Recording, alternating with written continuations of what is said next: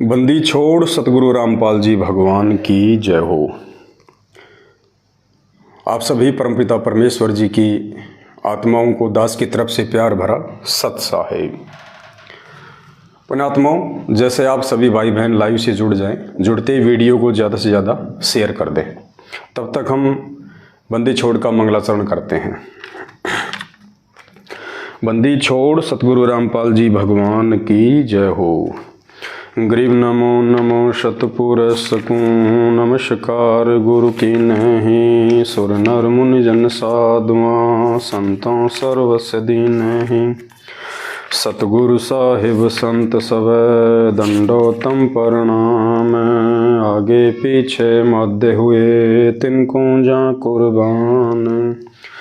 नराकार निर्विषम काल जाल भंजनम। निर्लेपम निज निर्गुणम अकल अनुपवे सुन्नधुनम। सोहम सुरति समापतम सकल समाना नीरतल। उज्ज्वल हिरंबर हरदम बेपरवाह अथाय। वार पार नहीं मध्यतम। गरीब जो सुमरत सिद्ध होई। गणनायक गलताना करो अनुग्रह सोई। पारस पद परवाना आदि गणेश मनाऊं। गणनायक देवन देवा चरण कंवल लो ल्याऊं। आदि अंत करूं सेवा परम शक्ति संगीतम। हृदय सिद्धि दाता सोही अविगत गुण है अतीतम। सत्य पुरुष निर्मोही जगदम्बा जगदीशम। मंगल रूप मुरारी तन मन अर्पूं शीसम। भक्ति मुक्ति भंडारी सुर नर मुनि जन ध्यावें। ब्रह्मा विष्णु महेशा शेष शेष मुख गावें। पूजें आदि गणेशा इंद्र कुबेर सरीखा। वरुण धर्म राय ध्यावें। सुमरथ जीवन जी का मन इच्छा फल पावें। 33 कोटि अधारा ध्यावें 88 उतरे भव जल पारा। कटहें यम की फांसी 33 कोटि अधारा ध्यावें 88 उतरे भव जल पारा। कटहें यम की फांसी। बंदी छोड़ सतगुरु रामपाल जी भगवान की जय हो। परमपिता परमात्मा सारी सृष्टि के रचनहार कुल मालिक असंख्य ब्रह्मांडों के स्वामी जगत गुरु तीनों लोकों में प्रवेश करके सबका भरण पोषण करने वाले राजाधिराज आत्माधार नाथों के नाथ देवों के देव महादेव सर्वेश्वर महेश्वर मृत्युंजय अजरो अमर आदि अनादि सनातनी प्रभु जगत पिता जगदीश्वर 1008 की उपाधि के वास्तविक अधिकारी शब्द स्वरूपी राम अकाल मूर्ति राजेश्वर परम दयालु सर्वशक्तिमान संत श्रोमणी सतगुरु रामपाल जी परमेश्वर जी के चरण कमल में देश विदेश से हम सभी सत्सेवक भाई बहनों का अनंत कोटि दंडवत प्रणाम। सत्साई भाई और बहनों, सतगुरुदेव जी की विशेष मेहर और उनकी दया इस कलयुग की बिचली पीढ़ी में आप और हम सभी भाई बहनों के ऊपर, और प्रार्थना करते हैं परमपिता परमेश्वर जी से कि उनकी ये दया उनका ये प्यार भरा आशीर्वाद आप और हम सभी भगत भाई बहनों पे इसी प्रकार से बना रहे। पुण्यात्माओं, आज हमने ज्ञान गंगा के ऊपर लाइव आना था, लेकिन किसी कारणवश अभी थोड़ा सा उसको डिले करना पड़ेगा। 15 मार्च 2023 से हम ज्ञान गंगा पुस्तक के ऊपर लाइव आएंगे। रीज़न ये है कि बीच में बहुत सारी सत्संगतियाँ हैं जगह जगह पे, तो परमात्मा दया करेंगे, दास भी प्रयास करेगा वहाँ जाने का। अभी 7, 8, 9 की तो बहुत जगह सात संगतियाँ हैं, उसके बाद भी 10, 11 की भी हैं।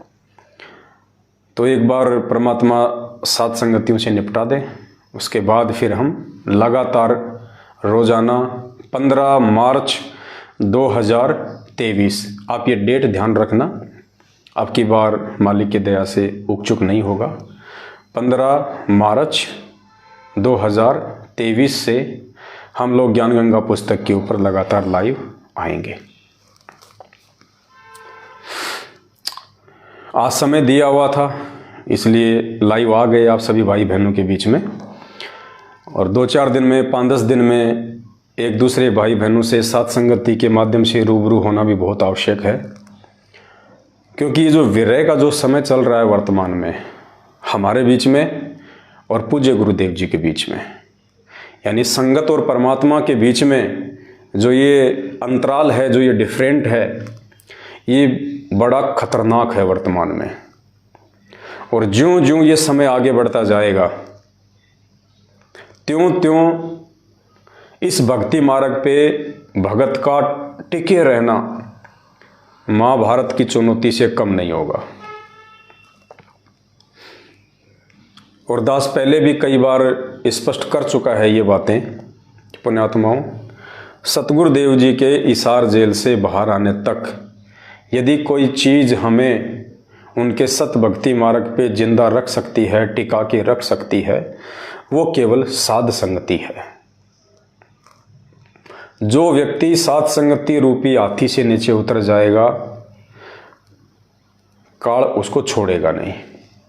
बिल्कुल सत्य है, जिसको मजाक लगे उनको 1000 बार लगे, लेकिन दास के मुख से परमात्मा जो बातें आपको बुलवा रहे हैं, या आज से पहले परमात्मा ने जितनी भी बातें बुलवाई हैं, आपको किसी भी बात में, किसी भी पॉइंट पे कुछ भी डिफ्रेंशिएट नज़र नहीं आएगा। क्योंकि दास अपनी मर्जी से नहीं बोलता है, मुझे कोई शौक नहीं है। जो भी बुलवाते हैं परमात्मा बुलवाते हैं और वो सत्य होता है। तो गुरुदेव के इसार जेल से बाहर आने तक यदि आपको सत भक्ति मार्ग पे मर्यादाओं के साथ अपनी उसी श्रद्धा और लगन के साथ अगर जिंदा रहना है, तो केवल साध संगति ही एकमात्र माध्यम है।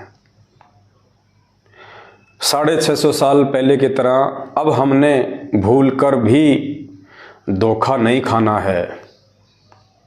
भीड़ को देख के भक्ति नहीं होती है, भीड़ को देख के नहीं चला जाता है।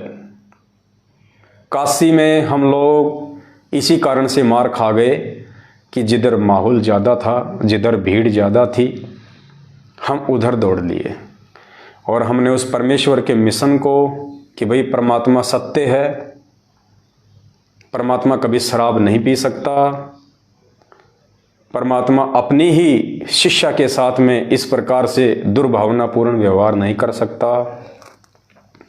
120 साल से जो भगवान इतना अच्छा ज्ञान दे रहा है, क्या उसमें इतनी भी समझ नहीं होगी कि वो सरेआम अपनी शिष्या को हाथी पे बैठा के और भरे बाजार में इस प्रकार से अपना जुलूस निकलवाएगा? अगर उन्होंने कुकर्म करना होता तो किसी बंद कमरे में कर लेते। इतनी बुद्धि तो एक सामान्य व्यक्ति में भी होती है। लेकिन उस समय हमने ना तो उनको गुरु माना, परमात्मा तो बहुत दूर की बात थी, इसलिए हम मार खा गए। और भीड़ का एक हिस्सा जो देखा देखी में चल रहा था, उन्होंने जैसा बोल दिया वैसा बाकी लोगों ने मान लिया, और देखा देखी में, भेड़ चाल में सब परमात्मा की मर्यादाओं से, उस पतिव्रता धर्म से नीचे गिर गए। आज भी स्थिति और परिस्थितियां वही हैं, थोड़ा समय चेंज है, और भिन्न भिन्न समय के अनुसार परमात्मा अपनी आत्माओं की परीक्षा भी भिन्न भिन्न तरीकों से लेते हैं। आज उस परमेश्वर की परीक्षा का जो तरीका है वो मर्यादाओं को लेके है, भक्ति विधि और भक्ति विधि में आचरण को लेके है, कि 27 साल से इन आत्माओं को मैंने जो अमृत ज्ञान दिया है, तुम्हें क्या कर्म करने चाहिए, क्या कर्म नहीं करने चाहिए, किस प्रकार से तुम भक्तों की रहनी करनी होनी चाहिए, तुम क्या करोगे, कौन सी वो क्रिया करोगे जिससे समाज तुमसे दिशा लेगा। लेकिन 27 साल से उस परमेश्वर ने रातों को जाग जाग के सत्संगों के माध्यम से हमें जो यथार्थ भक्ति विधि, जो क्रियाएं, कौन से कर्म करने योग्य हैं, कौन से कर्म त्यागने योग्य हैं, जो उन्होंने बताया, सिखाया, समझाया, आज हम उन सभी भक्ति विधि कर्मों के विपरीत कुकर्म कर रहे हैं। सड़कों पे ड्रामे कर रहे हैं, दुनिया को दिखा रहे हैं कि देखो हम कितने सत्य हैं। अरे जो आदमी सत्य होता है उससे अपनी सत्यता प्रमाणित करने के लिए सड़कों पे ढोल पीटने की आवश्यकता नहीं पड़ती। सच्चाई तो समय आने पे वैसे ही अपनी जगह बना लेती है।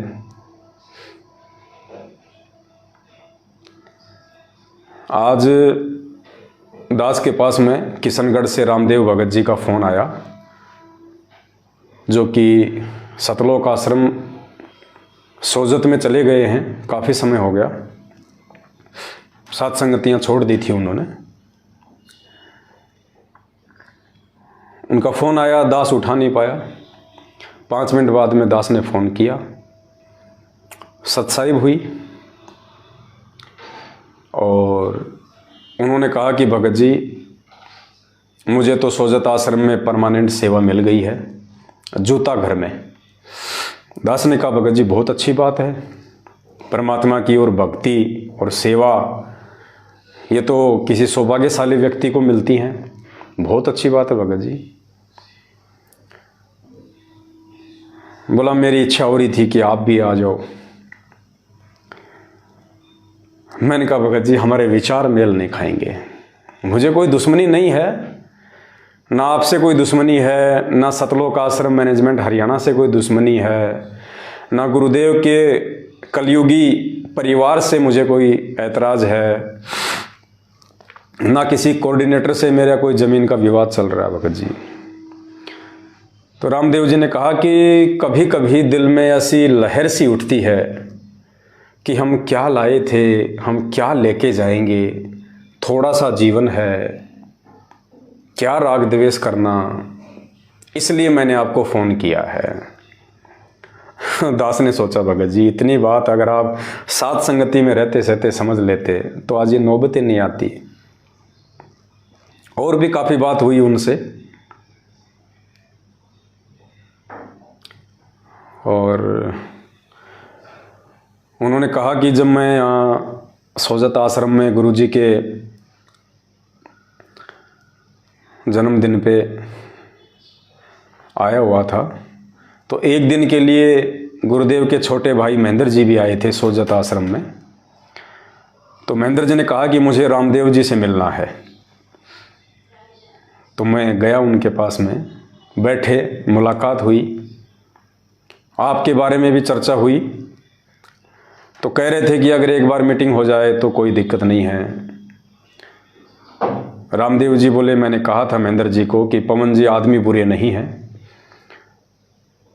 बहुत अच्छे आदमी हैं, मेरे घर पे रह के गए हैं, अच्छे उनके विचार हैं, भगत वाले भाव हैं, लक्षण हैं।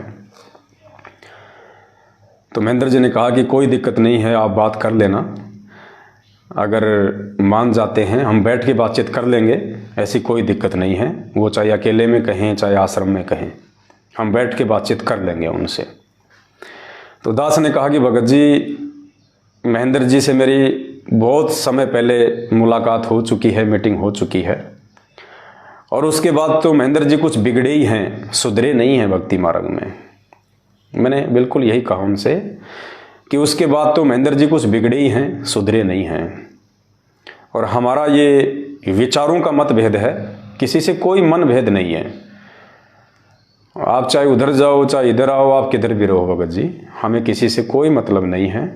ये ज्ञान मार्ग है और परमात्मा ने अच्छे से हमारे को कर्म कुकर्मों की, धर्म अधर्म की, न्याय अन्याय की, संगत कुसंगत की, सत्य असत्य की, परमेश्वर ने हर प्रकार से हमारे को जानकारी करवा के उसके बाद ही सात संगत रूपी हाथी पे बैठाया है। और हम इतने पागल नहीं हैं कि हम इस हाथी से नीचे उतरने की महा गलती कर दें।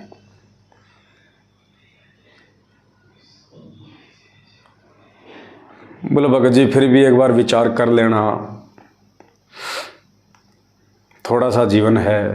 मैंने कहा भगत जी नहीं, विचार करके ही हाथी पे बैठे हैं। और दास ने कहा कि भैया महेंद्र जी से मैं क्या मीटिंग करूंगा, क्या बात करूंगा उनसे।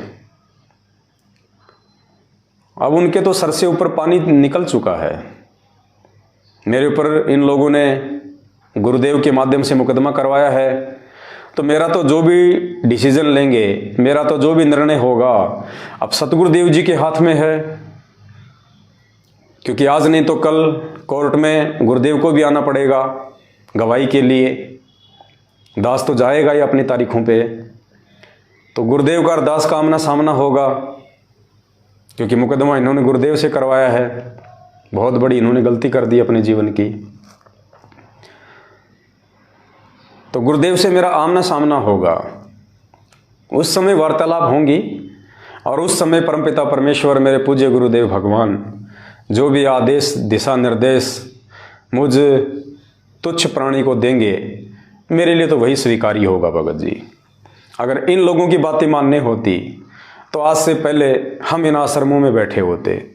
आप जैसे भाइयों को फ़ोन करके हमें आश्रमों में बुलाने की ज़रूरत ही नहीं पड़नी चाहिए थी। तो हमारा फैसला तो हमारे पूज्य गुरुदेव जी के हाथ में है, महेंद्र जी के हाथ में नहीं है। दास ने कहा कि हमारा तो विचारों को लेकर मतभेद है भगत जी। दास ने कहा कि भगत जी आप खुद देख लीजिए, जिस आश्रम में आप बैठे हैं, सोजत के आश्रम में, पाली राजस्थान, उस आश्रम को ऐसे सजा रखा है जैसे अनिल अंबानी के बेटे की जो मंडप की जो रस्म होती है, 7 फेरे लिए जाते हैं, चाइनीज लाइटें लगा रखी हैं, दुनिया भर का आडंबर कर रखा है, कई लाखों रुपया तो वहां पे लाइट डेकोरेशन पे खर्च कर रखा है, फूलों की डेकोरेशन कर रखी है। ये ड्रामे हमें कब सिखाए थे परमात्मा ने? ये प्रकट दिवस तो सतलोक आश्रम बरवाला में भी मनाया जाता था। उस समय तो परमात्मा ने लाइटों के कहीं कोई डेकोरेशन नहीं किए, कोई आडंबर नहीं किया परमात्मा ने। उस प्रकट दिवस या बोध दिवस की जानकारी के लिए सतगुरुदेव जी ने कभी नहीं कहा अपने भक्तों को कि भक्तों 150 गाड़ियां तैयार करो, सभी गाड़ियों के आगे पीछे बैनर पोस्टर लगाओ, सभी गाड़ियों की छत पे गरीबदास जी की फोटो लगाओ, ऊपर एक छतरी लगाओ और बरवाड़ा से लेके हिसार तक रैली निकालो। रोड पे मिट्टी फांकने के लिए मेरे भक्तों को लगाओ पीछे पीछे। दुनिया को परेशान करने के लिए, आने वाले भाई बहनों को परेशान करने के लिए सैकड़ों गाड़ियां निकालो तुम यहां से, हाथों में झंडे दे दो। गर्मी में बच्चे बूढ़े माता बहनें, इनकी 7-8 किलोमीटर लंबी रैली निकालो, इनकी दुखी करो, इनको परेशान करो, पसीना निकालो इनका। गुरुदेव ने तो कभी आदेश नहीं दिए।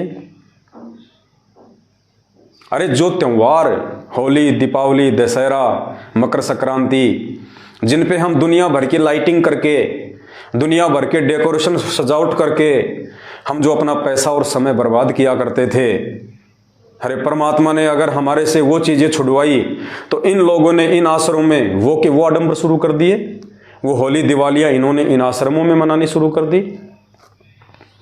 अरे परमात्मा का सत्संग सुनना है, राम का नाम लेना है, उसमें डेकोरेशन की कहां से जरूरत आ गई? ये दुनिया भर के आडंबर की कहां से जरूरत आ गई? उसमें दिखावा, पाखंड। भगत जी हम इन आश्रमों में नहीं आ सकते, ये हमारे लिए आश्रम नहीं है, ये मनोरंजन के अड्डे हैं। और इन मनोरंजन के अड्डों में वही आदमी जाएंगे जिनको अभी तक मनोरंजन से प्यार है, जिनको भक्ति से प्यार है, जिनको भगवान से प्यार है। वो तो अपने घर बैठ के भी भक्ति कर लेगा। अगर उस आश्रम में जाने से ही परमात्मा मिलता है या परमात्मा ज़्यादा प्रसन्न होते हैं, तो आश्रम में ऐसा क्या है? वो फोटोएं, वो सत्संग, वो भंडारा हमारे घर पे भी है। आश्रम कोई सोने चांदी का तो बना हुआ नहीं है, मिट्टी चूना ईंट पत्थर का बना हुआ है। हमारा घर भी उसी का बना हुआ है। वहाँ एक दरबार लगा रखा होगा गुरु जी का, हमने घर पे दरबार लगा रखा है। वहाँ फोटो के आगे दंडोत करते होंगे, इधर भी फोटो के आगे दंडोत करते हैं। वहाँ भी जोत जलती है, यहाँ भी जोत जला रखी है। यहाँ हम जो आरती करते हैं तीनों समय की, वो विधिवत करते हैं, शांत माहौल में करते हैं। यहाँ हम जो सत्संग सुन लेंगे अपने घर पे, शांत माहौल में सुन लेंगे। घर बैठ के हम जो मंत्र कर लेंगे, शांति से कर लेंगे। वहाँ आरती मंत्र सुमरण पहली बात तो आप कर ही नहीं सकते। करोगे तो दुनिया भर का शोर शराबा, आपका ध्यान ही नहीं लगना। तो दास ने हाथ जोड़ के रामदेव जी से प्रार्थना करी कि भगत जी, ये आश्रम आपको मुबारक हो, आपके परिवार को मुबारक हो, और जो लोग सात संगति रूपी हाथी से नीचे उतर के महाभूल कर चुके हैं, उन नासमझ लोगों को मुबारक हो। हमें तो अपनी भक्ति भली, अपना भगवान भला और अपना घर भला। बाकी हम सात संगतियों में लगे हुए हैं भाई बहनों को समझाने के लिए। और दास ने कहा कि मुझे कोई मतलब नहीं है भगत जी इन आश्रमों से, ना इनकी पाखंड क्रियाओं से मुझे कोई लेना देना है।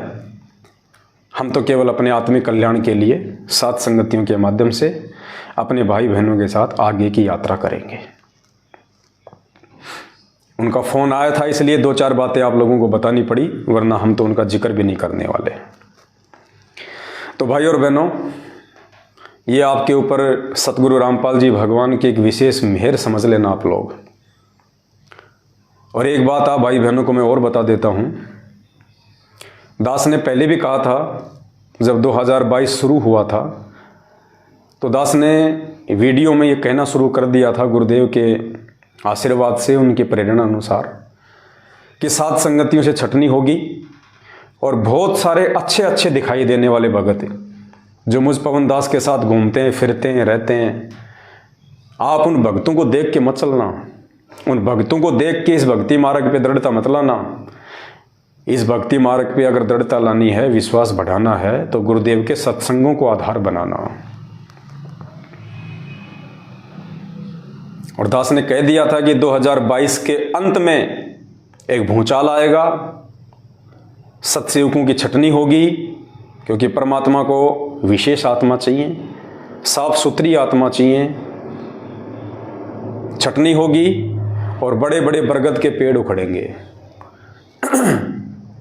और दास ने कह दिया था कि इन सभी लोगों को मैं आपको उन आश्रमों में दिखा दूंगा, उनके उन नामदान केंद्रों पे जाके कोई सतनाम ले रहा होगा, कोई अपने नाम का जो है शुद्धिकरण वहाँ जाके करवा रहा होगा।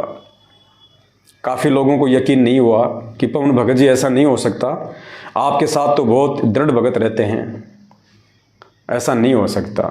लेकिन जब 2022 का अंत का समय आया, आप सभी ने देख लिया किस प्रकार से क्या हुआ।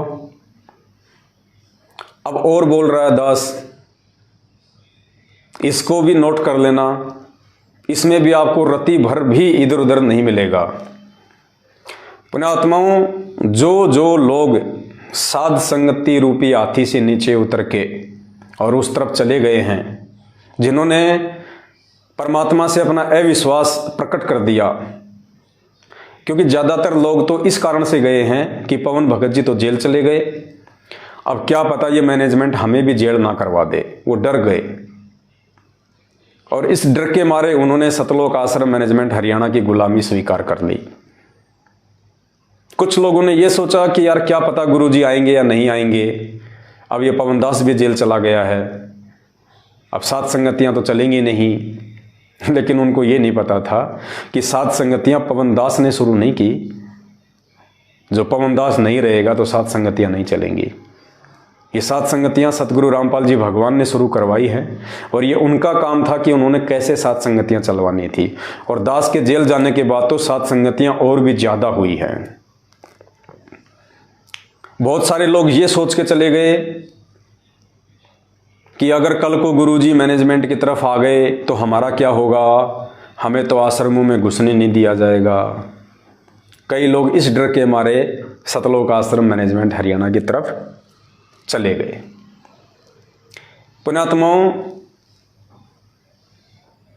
दास आपको आज एक बात कह रहा है, ये भी सत्य होगी परमात्मा के आशीर्वाद से। जो लोग साथ संगति छोड़ के मैनेजमेंट की तरफ चले गए हैं, गुरुदेव के हिसार जेल से बाहर आने तक वो लोग आपको सतलोक आश्रम मैनेजमेंट हरियाणा में भी नहीं दिखाई देंगे। वो लोग दूसरे नकली संतों की शरण में निकल जाएंगे। ये भी आज आपको यकीन नहीं हो रहा होगा, लेकिन ये सत्य होगा। या तो वो लोग उधर से हटके वापस साथ संगति में आ जाएंगे, और जो व्यक्ति अपनी मान बढ़ाई वश, अपने अहंकार वश अगर वापस साथ संगति में नहीं आया, वो व्यक्ति गुरुदेव के हिसार जेल से बाहर आने तक, और गुरुजी इतना जल्दी हिसार जेल से बाहर नहीं आने वाले। बहुत सारी अफवाह उड़ रही है ना, 1 अगस्त 2023 को संत रामपाल जी जेल से बाहर आ जाएंगे। इस बहम में मत रहना आप, वो तो समर्थ है, तुमने तो बहुत लंबा समय बता दिया। सुबह क्या हो रहा है उनको जेल से बाहर आने में? किसी ने रोक रखा है क्या? किसी ने बेड़ियों में डाल रखा है क्या?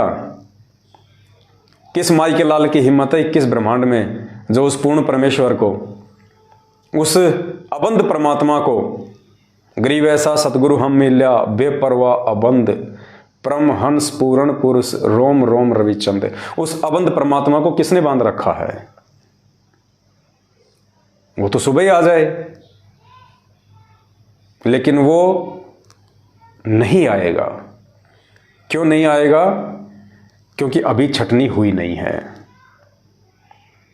गरीब कच्चा हीरा कृच हो नहीं सहे घनमार, ऐसा ये मन हो रहा लेखा लेकर तार।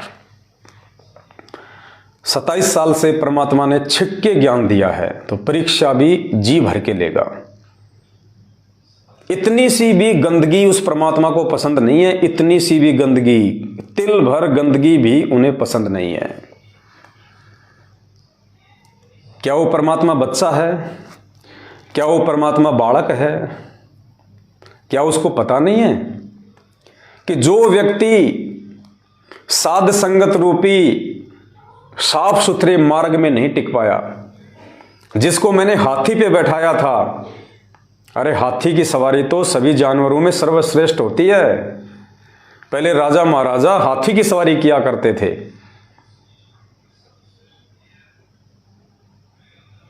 जो व्यक्ति साध संगति रूपी हाथी पे नहीं टिक सका, वो व्यक्ति सतलोक आश्रम मैनेजमेंट हरियाणा के वहां पे कैसे टिक जाएगा?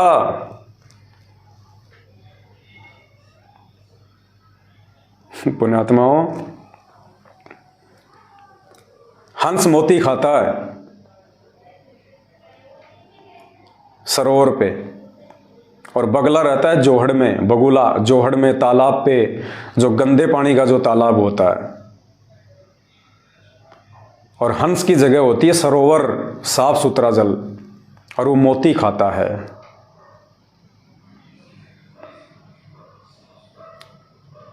हंस यदि सरोवर में नहीं टिक पा रहा, वो जोहड़ में कभी नहीं रुक सकता। भले वो देखा देखी में चले जाए, दूसरे पक्षियों के बहकाने पे, बढ़ा चढ़ा के पेश करने पे, हो सकता है वो बगुला, वो हंस भ्रमित होके सरोवर को त्याग दे, और वो उन बगुलों के साथ में उस गंदे पानी के जोहड़ और तालाब पे वो चला भी जाए, लेकिन कितने दिन रुकेगा वहां पे?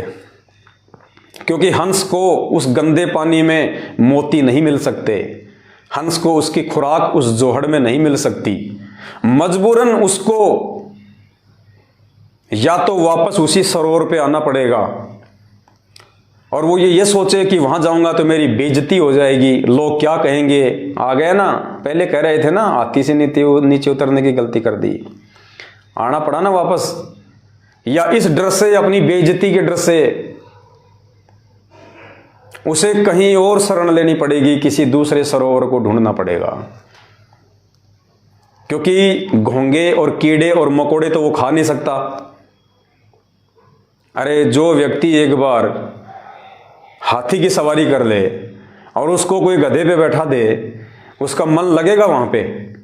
थोड़े दिन तो लग सकता है, लेकिन जब उसको वो धक्के लगेंगे ना और वो गधे की रीढ़ की हड्डी जब उसको चुभना शुरू होगी, तब उसको एहसास होगा कि यार ये हाथी तो नहीं है, मेरे को तो भ्रमित कर दिया कि ये छोटा हाथी है।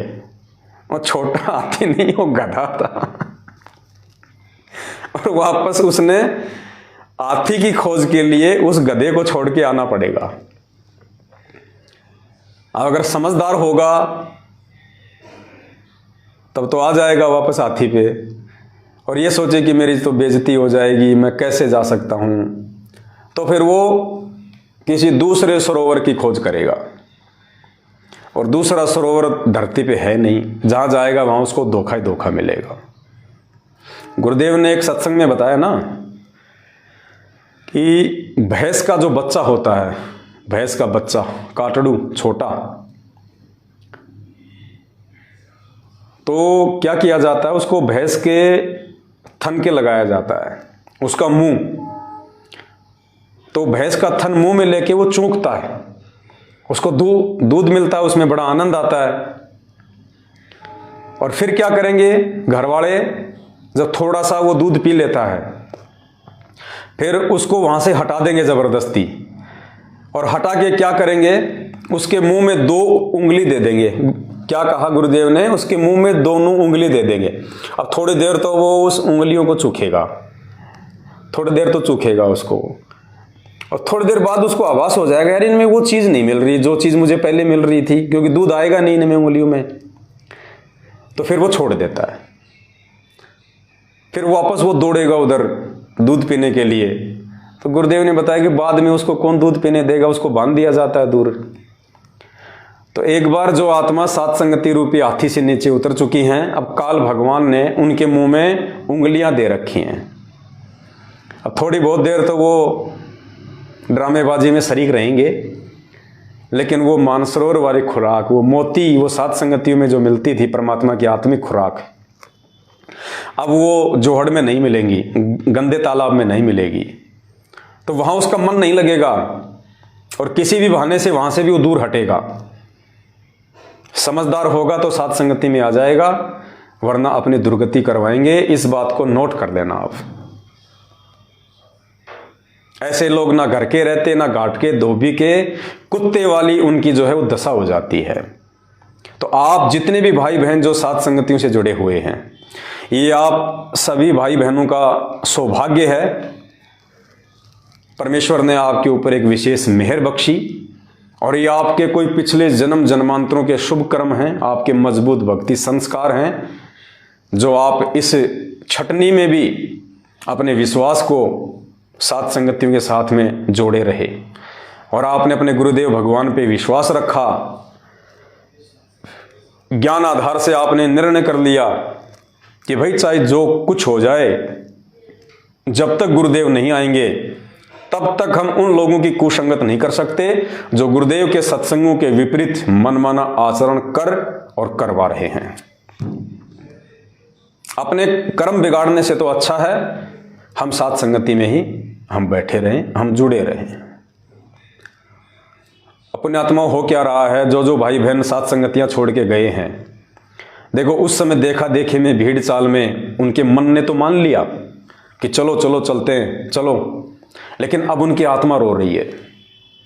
अब वहां जाने के बाद में उनकी आत्मा रो रही है।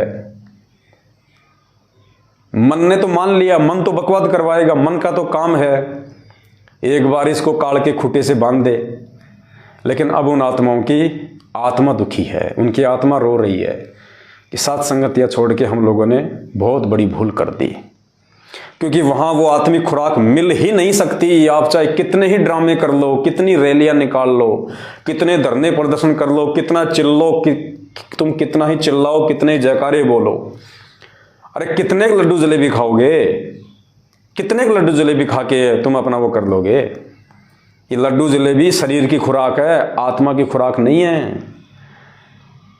जिन लड्डू जलेबियों का तुम्हारे गुरुदेव भगवान को भोग ही नहीं लगता, वो लड्डू जलेबियाँ तो जहर के समान है, पाप है पाप।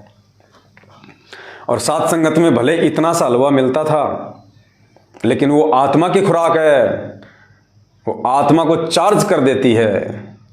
सतगुरु की महिमा, उनके शब्द, ज्ञान आधार वाली बातें, भाई बहनों को आपसी प्यार और प्रेम, वो खुराक उधर नहीं मिल सकती।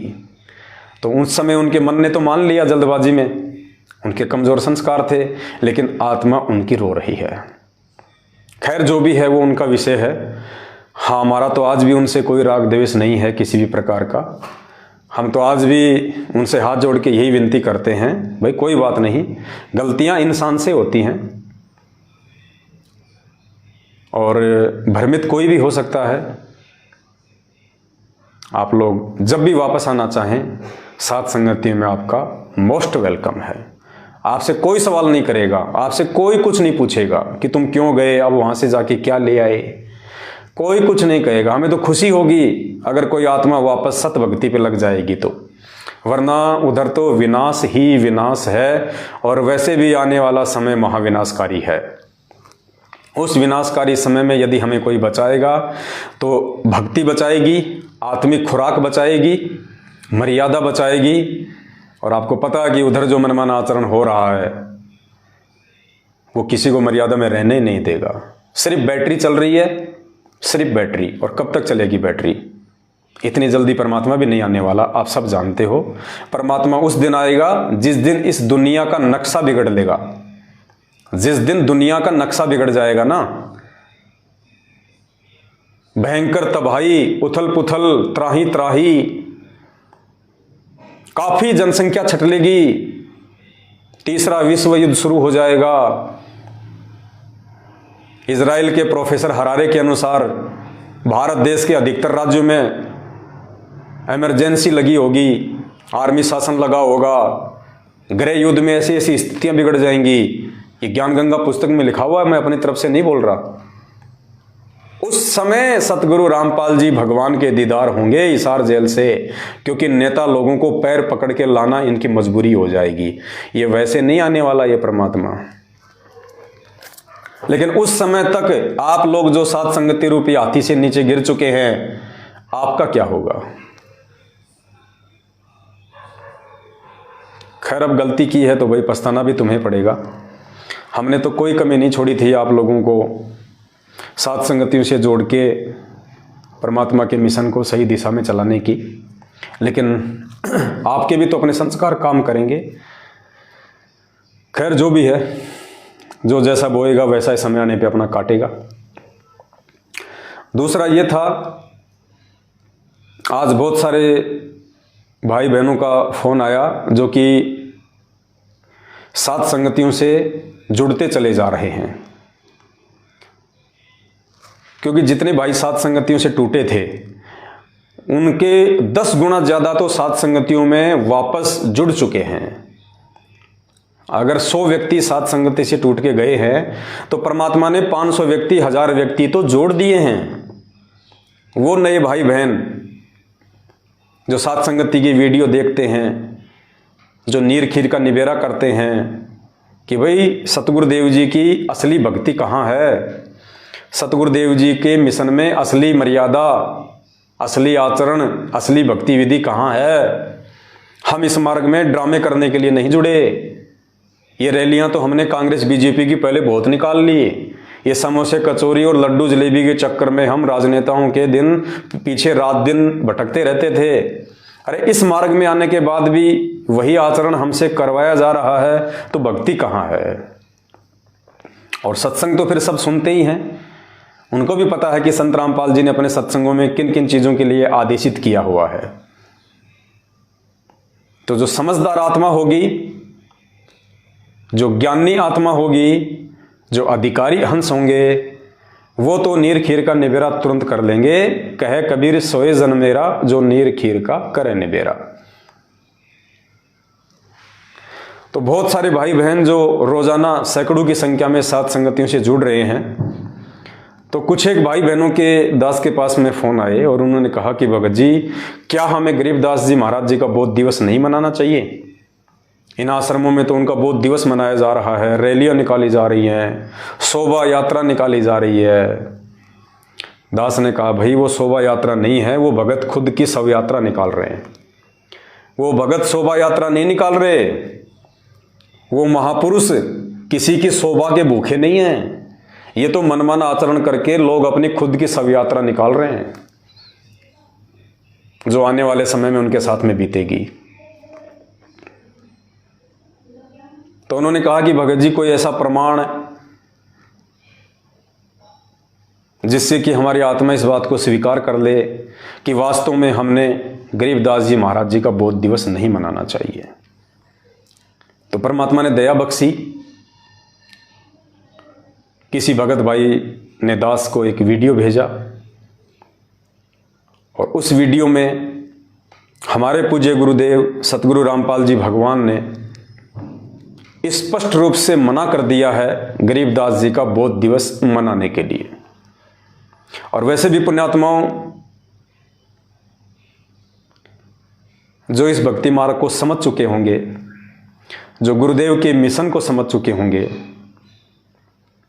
कि 27 साल से परमात्मा इतना अनमोल ज्ञान देके हम आत्माओं से क्या चाहते हैं, वो हमें कैसा बनाना चाहते हैं, सतलोक जाने के लिए, पूर्ण मोक्ष प्राप्ति के लिए हमारे अंदर कौन कौन से पतिव्रता धर्म के लक्षण होने चाहिए, किस प्रकार से हम सतगुरु को हम प्रसन्न कर सकते हैं, कैसे हम उनको रिझा सकते हैं, कौन कौन सी वो क्रियाएं हैं,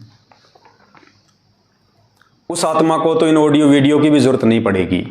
वो तो वैसे ही समझ जाएंगी कि गरीबदास जी से हमारा क्या नाता, हम क्या जाने गरीबदास जी को, हमें क्या लेना देना गरीबदास जी महाराज जी से। गरीबदास जी महाराज जी का उनकी वाणियों के अतिरिक्त हमारे जीवन में कोई महत्व नहीं उनका। गरीबदास जी महाराज जी की भी हाथ से बनी हुई फोटो है, काल्पनिक फोटो है, बनाई हुई फोटो है, बनावटी फोटो है। तो हमें गरीबदास जी महाराज जी से कोई लेना देना नहीं है। हमें केवल उनकी वाणियों से मतलब था और उनकी जो जो वाणियां हमारे मतलब की थी वो गुरुदेव ने हमारे को इस पवित्र भक्ति बोध पुस्तक में लिख दी हैं, या और भी यदि अन्य कोई वाणियां थी तो परमात्मा ने अपने सत्संगों में उन वाणियों को हमें समझा दिया है। बाकी हमें गरीबदास जी महाराज जी से या उनकी शकल से, उनकी फोटो से, उनकी सूरत से, उनकी रैलियों से, उनकी शोभा यात्रा से, उनके बोध दिवस से उस आत्मा को कोई लेना देना नहीं है जिस आत्मा को इसी जन्म में मोक्ष प्राप्त करना है। पतिव्रता उसी को कहते हैं जो केवल एक पति के आश्रित रहे। पतिव्रता आत्मा वही होती है जिसका एक परमात्मा हो, जो तन मन धन से एक के प्रति समर्पित हो, और जो 50 को अपना खशम बनाएगी वो वैश्या होती है, वो व्यभिचारिणी होती है, वो मोक्ष प्राप्त नहीं कर सकती। अरे 2 पतियों वाली औरत को ही समाज में सम्मान नहीं मिलता, तो 2 परमात्मा, 4 परमात्मा या 5 परमात्मा वाली आत्मा को भगवान कैसे पसंद करेगा, गुरुदेव कैसे पसंद करेगा। फिर भी आप सभी भाई बहनों के विश्वास को दृढ़ करने के लिए, ताकि आपके मन में कहीं भी ये शंका या गुंजाइश ना रहे कि परमात्मा सात संगतियों के माध्यम से जो भी संदेश दिलवाते हैं वो गलत होंगे। अब ये क्या बताते हैं मानी, तो आपको गुरुदेव भगवान का एक सत्संग सुनाते हैं, सतगुरु रामपाल जी परमेश्वर जी का। इस सत्संग के माध्यम से उन्होंने स्पष्ट रूप से मना कर दिया है गरीबदास जी की पूजा करने के लिए। देखो पुण्यात्माओं, परमात्मा संकेत ही करेगा और कहते हैं शब्द सैन सतगुरु की पहचान है, वो पावे अटल सुहाग्रह। जो सतगुरुदेव जी के द्वारा सत्संगों में किए गए संकेतों को पकड़ लेगा, समझ लेगा, कहते हैं वही आत्मा उस अटल सुहाग को, उस कबीर परमेश्वर को, उस अविनाशी स्थान को प्राप्त कर सकती है। तो सतगुरु रामपाल जी भगवान ने इस 2 मिनट के सत्संग में स्पेशली गरीबदास जी का नाम लेके और उनकी पूजा को रिजेक्ट कर दिया गया है। ये जो बोध दिवस मनाया जा रहा है, जो शोभा यात्रा निकाली जा रही है गरीबदास जी की, जो रैलियां निकाली जा रही है, ये उनकी पूजा है। वरना हमें क्या मतलब गरीबदास जी से। हमें तो संत रामपाल जी से मतलब होना चाहिए। हमें सत्संग गरीबदास जी ने सुनाए हैं, आपको नाम गरीबदास जी ने दिया है, आपको आशीर्वाद गरीबदास जी ने दिया है। आपके सतगुरु गरीबदास जी है क्या? आपको मंत्र गरीबदास जी ने दिए हैं क्या? आपको सतलोक गरीबदास जी लेके जाएंगे क्या? फिर आपको क्या मतलब है उनकी रैली निकालने का, उनकी शोभा यात्रा निकालने का, उनका बोध दिवस मनाने का? लेकिन वो लोग निकालेंगे जो लोग ना तो गरीबदास जी महाराज जी को समझ पाए, जो ना सतगुरु रामपाल जी भगवान को समझ पाए, और ना इस भक्ति मार्ग को समझ पाए। तो ऐसे लोग तो पहले भी राजनेताओं के पीछे लग के ड्रामेबाजियां करते रहते थे, वो आज भी करेंगे। तो हमने उन आत्माओं को देख के नहीं चलना है। जब सतगुरु रामपाल जी भगवान और जाकिर नाइक की डिबेट हुई थी, सामने तो नहीं आया वो, लेकिन परमात्मा ने उसके विचार ले लिए और अपने विचार दे दिए, और एक सीडी बना दी थी। तो जाकिर नाइक उसमें एक बात कह रहा था। जाकिर नाइक ने कहा, यदि आपने हिंदू धर्म को समझना है, यदि आपने हिंदू धर्म को समझना है, तो आपने किसी भी हिंदू को देख के नहीं चलना चाहिए। आपने हिंदू धर्म के धर्मशास्त्रों को देख के चलना चाहिए। पहले यदि आपने हिंदू धर्म को समझना है तो हिंदुओं को समझने की आवश्यकता नहीं है। हिंदू क्या क्रिया कर रहे हैं, क्या नहीं कर रहे हैं, क्या भक्ति कर रहे हैं, क्या नहीं कर रहे हैं। अगर हिंदू धर्म को समझना है तो हिंदुओं को मत देखो, हिंदू धर्म के पवित्र शास्त्रों को देखो कि उन शास्त्रों में भक्ति की क्या विधि है। इसी प्रकार यदि आपने मुसलमान धर्म को समझना है तो मुस्लिमों को देख के मत चलो, मुस्लिमों को मत देखो कि वो क्या पूजा कर रहे हैं, क्या इबादत कर रहे हैं, किसके आगे वो सिजदा कर रहे हैं। अगर आपने मुसलमान धर्म को समझना है तो आपने मुसलमान धर्म के पवित्र ग्रंथों को समझना पड़ेगा कि कुरान शरीफ में, कुरान मजीद में, तौरेत में, जबूर में भक्ति के विषय में क्या दिशा निर्देश है। ठीक इसी प्रकार पुण्यात्माओं, यदि आपने संत रामपाल जी भगवान और उनकी भक्ति विधि को समझना है तो आप भक्तों को मत देखिएगा, भगत क्या ड्रामा कर रहे हैं, क्या शोभा यात्रा निकाल रहे हैं, क्या रैलियां निकाल रहे हैं, क्या डेकोरेशन कर रहे हैं, क्या लड्डू जलेबियों के ढेर हो रहे हैं, क्या भीड़ की भीड़ जा रही है, क्या वो मनमाना आचरण कर रहे हैं। नहीं, अगर आपने संत रामपाल जी भगवान और उनकी भक्ति विधि को समझना है, जानना है, तो आपने संत रामपाल जी महाराज जी के सत्संगों को सुनना पड़ेगा, उनके सत्संगों को जानना पड़ेगा, उनके सत्संगों का निष्कर्ष निकालना पड़ेगा, विचार करना पड़ेगा कि संत रामपाल जी भगवान ने क्या भक्ति विधि बताई है। अगर भक्तों को देख के चलोगे तो 650 साल पहले काशी वाला हाल हो जाएगा, ना घर के ना घाट के धोबी के कुत्ते। तो गरीबदास जी महाराज जी का बोध दिवस मनाना चाहिए या नहीं मनाना चाहिए, गरीबदास जी महाराज जी की पूजा करनी चाहिए या नहीं करनी चाहिए, ये शोभा यात्रा निकालना, ये रैलियां निकालना, बोध दिवस मनाना, ये उनकी पूजा है, ये गरीबदास जी की पूजा है। और इस पूजा का क्या प्रतिफल मिलेगा ये तो भविष्य बताएगा उन आत्माओं को जो वहां अपनी आंख नहीं खोल पा रही। लेकिन हमने संत रामपाल जी भगवान के भगत होने के बाद, उनसे ये तत्व ज्ञान लेने के बाद, पतिव्रता धर्म की पढ़ाई पढ़ने के बाद कि पतिव्रता आत्मा क्या होती है, उसके बावजूद यदि हम गरीबदास जी का बोध दिवस, उनकी शोभा यात्रा अगर मनाते हैं तो पुण्यात्माओं, उसके लिए हमने गुरुदेव के सत्संगों को आधार बनाना पड़ेगा। और इस सत्संग में गुरुदेव ने स्पष्ट रूप से गरीबदास जी का नाम लेते हुए मना किया है कि ये जो छुड़ाने वाले हैं, जो दूसरे संत हैं, ये गरीबदास जी को पूजते हैं, उसके आगे दीपक लगाते हैं, हरिदास जी को पूजते हैं, उसके आगे दीपक लगाते हैं, कहते हैं ये व्यर्थ है, व्यर्थ है। यानी गरीबदास जी की पूजा को संत रामपाल जी महाराज जी ने बिल्कुल रिजेक्ट कर दिया है। ये संकेत कर दिया परमात्मा ने। अगर कोई समझ जाए तो परमात्मा कहते हैं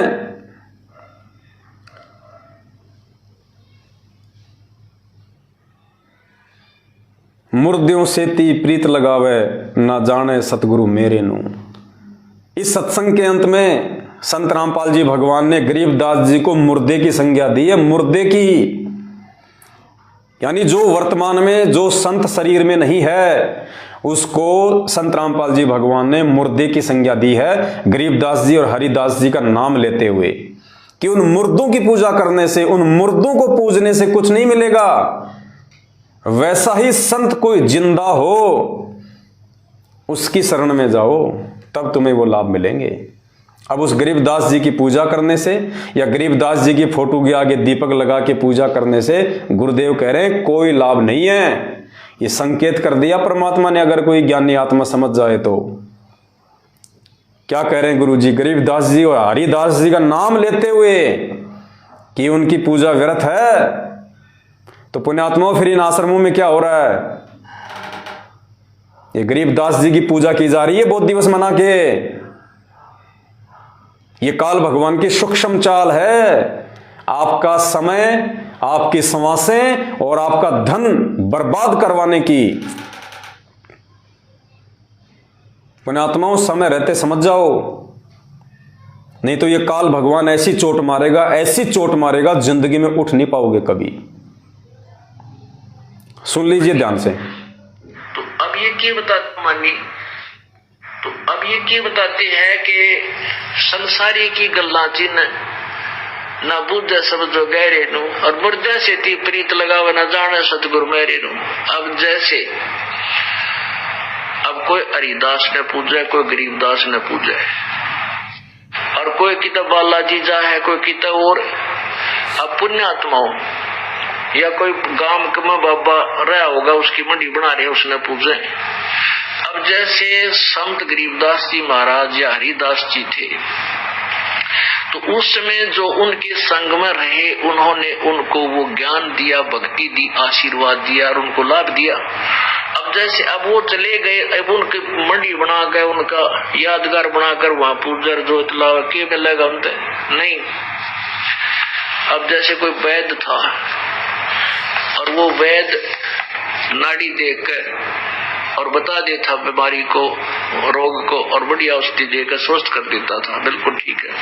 अब उसकी मृत्यु के बाद क्या किया है, उसकी चित्र बना दिया, मूर्ति बना ली पत्थर की और एक यादगार बना दी, नीचे उसका शरीर गाड़ दिया। अब वहां जाते हैं, जावे कोई उस वैद्य के पास और माथा टेक कर उसकी आरती करे, मेरा रोग काट दे, मेरा रोग काट दे, तो ना बोला पत्थर। वो वैद्य जो था, ऐसा ही वैद्य जीवित ढूंढना पड़ेगा और वो रोग काटेगा। ऐसे ही परमात्मा यही बताना चाहते हैं कि जैसे वो संत थे गरीबदास और हरिदास जी जैसे, या थारे गांव में जोड़ड़ा बाबा जो पहले था, इसे संत जिंदे ढूंढने पड़ेंगे, तब उन लाभ होगा, इन मुर्दियां तो कुछ ना हो।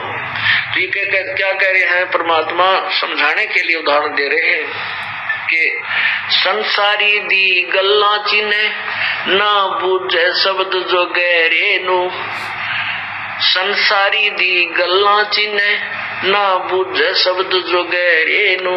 मुर्दों से ती प्रीत लगावे न जाने सतगुरु मेरे नु। मैं तो दे दी बालम बैरे नु, मैं तो दे दी है बालम बैरे नु। श्वेत छतर शेर मुकुट। रामपाल जी महाराज जी ने मुझे कबीर साहिब जी के सिंहासन के पास। पुण्यात्माओं,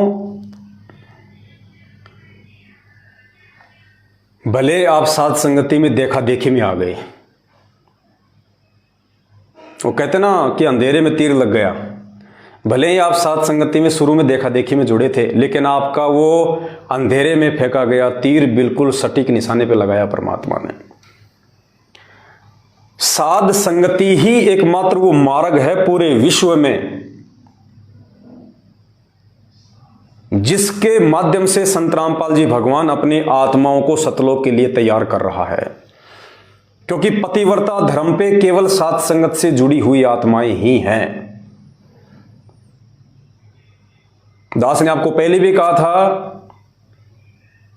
कि गरीबदास जी महाराज जी का आश्रम में बहुत दिवस मनाना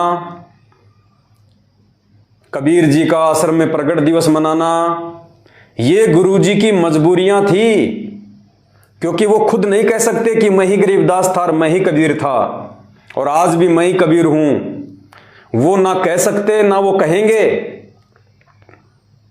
उन्होंने ज्ञान इसीलिए दिया है कि जो अधिकारी आत्मा होगी वो मेरे संकेतों को समझ जाएगी। बाकी सत्संगों में उन्होंने गरीबदास जी को, कबीर जी की फोटो को, सबको रिजेक्ट कर दिया है। यह आपका सौभाग्य है कि आप सात संगति से जुड़े हुए हैं, क्योंकि पतिव्रता धर्म वाली भक्ति केवल साध संगति में ही मिलेगी। जो संत रामपाल जी भगवान के अलावा दूसरे किसी को नहीं मानते, ना किसी को जानते। हमें गरीबदास जी की वाणियों से मतलब है, गरीबदास जी की फोटो से, उनकी रैलियों से, उनकी शोभा यात्रा, उनके बोध दिवस से कोई मतलब नहीं हमारे को। हमें गरीबदास जी की वाणियों से मतलब है, और वाणियों से भी इसीलिए मतलब है कि हमारे पूज्य गुरुदेव जी ने हमें उनकी वाणियों को पढ़ने का आदेश दिया हुआ है। ये नित्य नियम का गुटका बनाया हुआ है, सत्संगों में जिक्र किया है। अन्यथा हमें तो गरीबदास जी की वाणियों से भी कोई लेना देना नहीं। हमें तो हमारे गुरुदेव भगवान और उनके सत्संग ही काफी हैं उतारने के लिए। तो इस सत्संग में संत रामपाल जी भगवान ने स्पष्ट रूप से मना कर दिया। सीधा सीधा गरीबदास जी का, हरिदास जी का नाम लेके उनको मुर्दे की संज्ञा दे दी कि उन मुर्दों की पूजा करने से अब कुछ नहीं मिलेगा।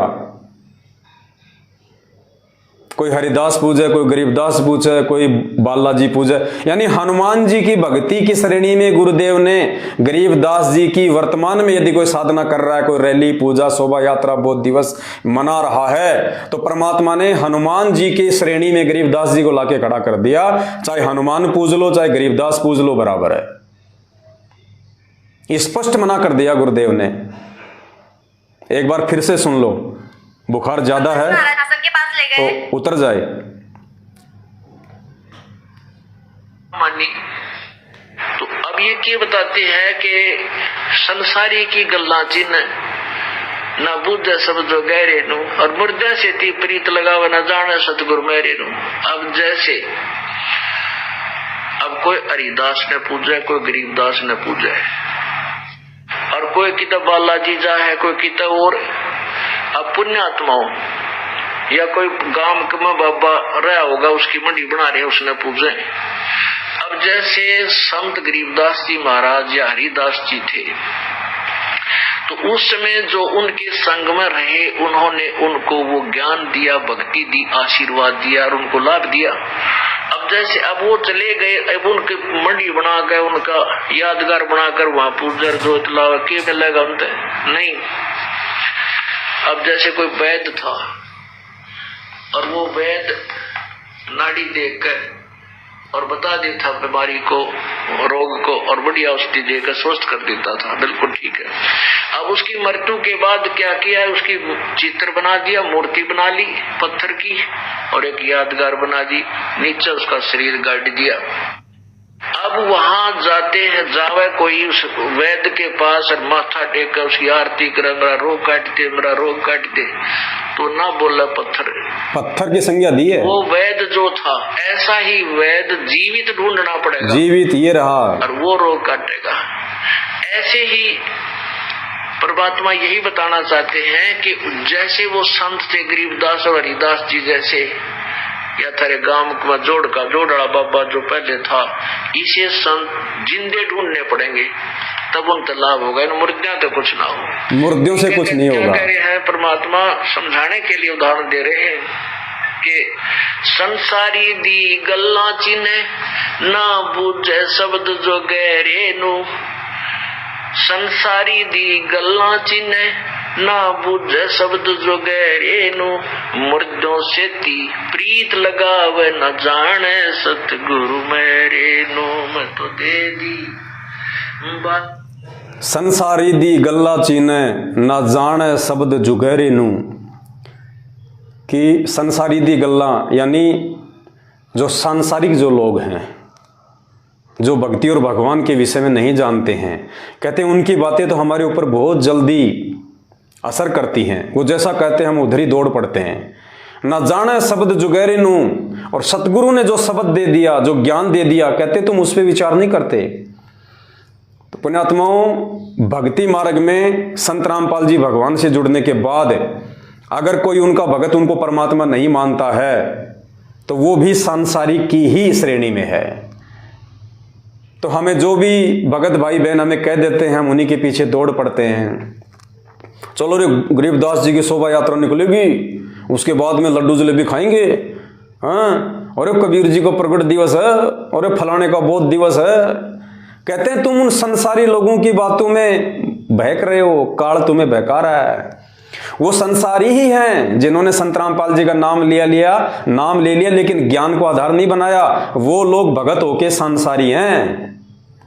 कहते हैं उनकी बातों का तो तुम्हारे ऊपर बहुत जल्दी असर हो जाता है, और ना बूझ जाए शब्द जुगैरे नू, लेकिन एक मिनट भी विचार नहीं करते कि गुरुदेव के क्या आदेश है इस विषय में।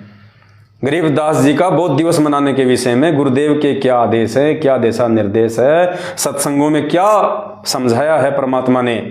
क्या गरीबदास जी का बोध दिवस मनाने से, गरीबदास जी को पूजने से मेरा भला होगा? क्या गरीबदास जी की रैली निकालने से, वो पसीना बहाने से, समय और धन बर्बाद करने से मेरा कुछ भला होगा? या सतगुरु रामपाल जी भगवान की घर बैठ के शांति से भक्ति करने से मेरा भला होगा? तो कहते हैं संसारी दी गल्ला चिल्लें, ना जाने शब्द जुगैरे नू, और मुर्दों सेती प्रीत लगावे, ना जाने सतगुरु मेरे नू। तो परमात्मा ने गरीबदास जी महाराज जी को मुर्दे की संज्ञा दे दी है। भाई और बहनों, ऐसा ही होता है जब सतगुरु अपने भक्तों की ज्ञान दे के परीक्षा लेता है।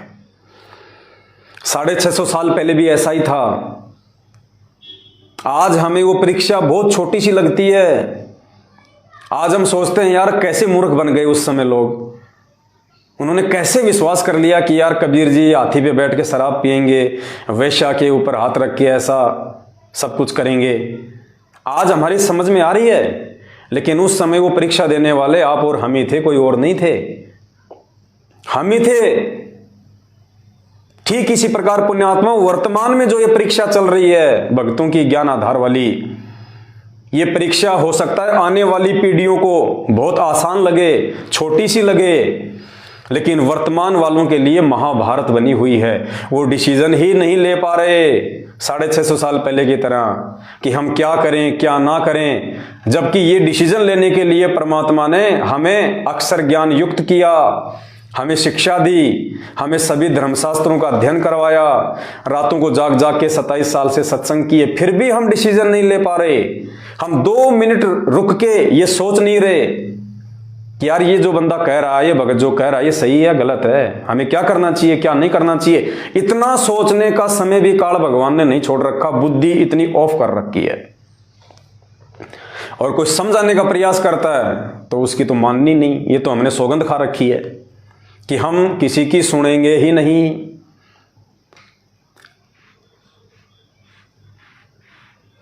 एक पिता अपनी पुत्री की शादी के लिए लड़का ढूंढ रहा था, और उसकी जो बेटी थी वो 16 गुण संपन्न थी।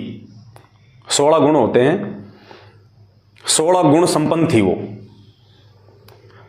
तो पिता रिश्ता ढूंढने के लिए कभी उस गांव जाता, कभी उस नगर में जाता, लेकिन उसको ऐसा कोई भी लड़का उसकी टक्कर का नहीं मिल रहा था कि जो 16 गुण संपन्न हो। और लड़की ने कह दिया था कि पिताजी मैं तो शादी उसी से करूंगी जो सर्वगुण संपन्न हो, 16 गुण संपन्न हो। बड़ी समस्या आ गई बाप के सामने। काफी कुछ प्रयास किया, नहीं मिला। अंत में एक गांव में एक परिवार मिला जिसमें एक लड़का था जिसमें 14 गुण थे, 16 तो नहीं थे, उसके अंदर 14 गुण थे, वो 14 गुण संपन्न था। तो बाप ने कहा कि भाई एक बार बेटी से पूछ लेता हूं। तो बेटी के पास आया और कहा कि बेटी देख मैं बहुत दुखी हो चुका हूं, परेशान हो चुका हूं, और बड़ी मुश्किल से मेरे को एक लड़का मिला है जो 14 गुण संपन्न है, और बेटी मुझे तो मिल नहीं रहा, तेरे को कोई मिले तो तू देख ले। तो बेटी ने कहा, सोचा कि बाप भी बहुत ज्यादा दुखी हो गया, परेशान हो गया।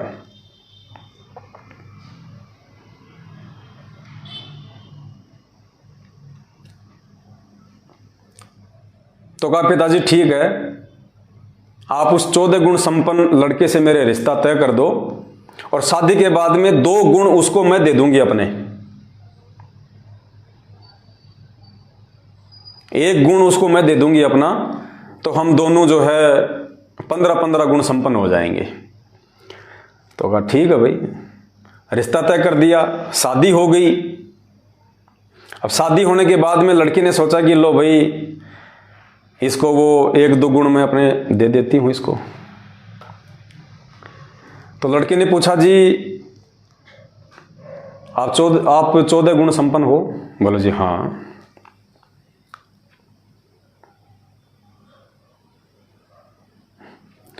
तो लड़की ने कहा कि 2 गुण मैं दे देती हूं आपको।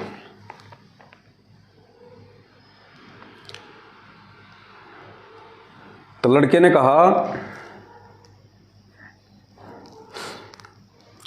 कि देख भाई मेरे जो 14 गुण है ना उनकी क्या खासियत है बताऊं तेरे को? बोले हाँ बता।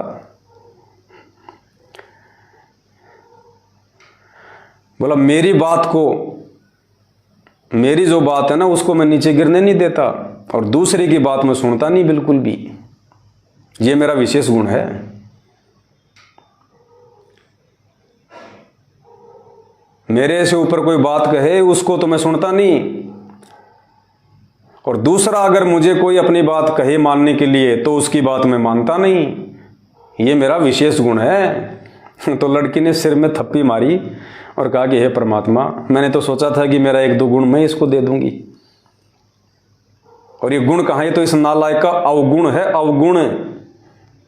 तो पुण्यात्माओं, इन भक्तात्माओं को खुद तो कोई बात जो है बल्कि सूझती नहीं है कि परमात्मा हमें क्या समझाना चाह रहे हैं, हमें क्या दिशा निर्देश देना चाह रहे हैं, हमें कैसा बनाना चाह रहे हैं, और दूसरा कोई समझाना चाहे तो वो इनके दिमाग में घुसती नहीं इनके। तो समस्या उस परमात्मा के सामने सबसे बड़ी खुद उनके अपने भगत है। तो ये आप सभी भाई बहनों का ये परम सौभाग्य है कि गुरुदेव ने आपको 7 संगतियों से जोड़ दिया है, और जो सत का जो मार्ग होता है ना पुण्यात्माओं, उस पे भीड़ नहीं हुआ करती है। सत्य के मार्ग पे चलने के लिए हिम्मत चाहिए, साहस चाहिए, संघर्ष करना पड़ता है।